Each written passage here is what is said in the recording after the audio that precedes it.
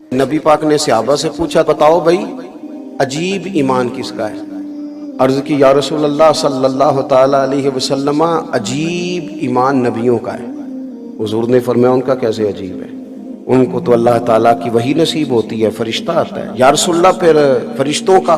فرمایا وہ تو اللہ تعالیٰ کے عرش کے گرد رہتے ہیں، جنت دوزخ کو دیکھتے ہیں، اللہ کے لوح و کرسی عرش کو دیکھتے ہیں، ان کا کیسے عجیب ہوا؟ کہ یا رسول اللہ پھر ہمارا صحابہ کا ایمان عجیب ہے۔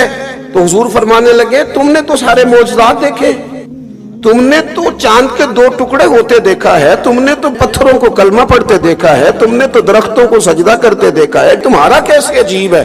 تو حضور پھر آپ بتائیں نا عجیب انوکھا پیارا نرالا ایمان کس کا ہے؟